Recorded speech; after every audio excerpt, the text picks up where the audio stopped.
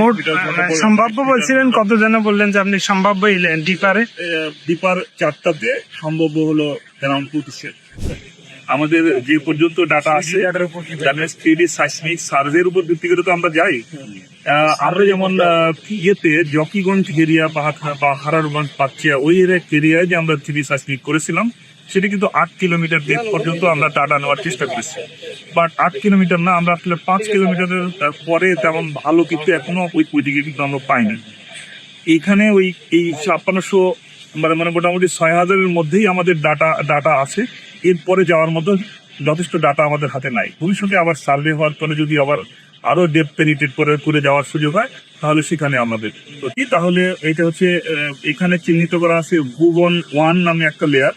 ভুবন সেটা হচ্ছে আপনার 3736 মিটার থেকে 3765 মিটার পর্যন্ত এরকম একটা লেয়ার এখানে দেখানো আছে, সেটাকে ভুবন 1 নামে চিহ্নিত করা আছে।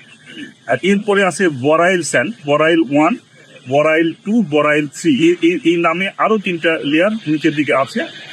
সেটার একটা যেমন মনে করছি আমার 4165 পর্যন্ত আছে, 4100 সামথিং মেবি 4143 থেকে 4165 এরকম একটা লেয়ার আছে ওখানে। এর পরবর্তীতে আছে 4396 থেকে 26 মিটারের একটা লেয়ার, দ্যাট মিনস 4422 মিটার পর্যন্ত এখানে দুখানে একটা আমাদের লেয়ার আছে, যেটাকে বরাইল 2 হিসেবে চিহ্নিত আছে।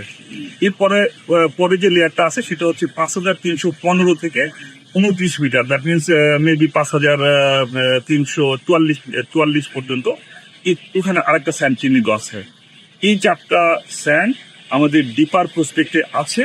এছাড়াও এই ওয়েলটাতে উপরের যে জোনগুলো আছে, দ্যাট মিনস C7 পর্যন্ত, যেটা আমরা অন্যান্য ওয়েলে এনকাউন্টার করেছি, এই জোনগুলো কিন্তু এই ওয়েলে আছে।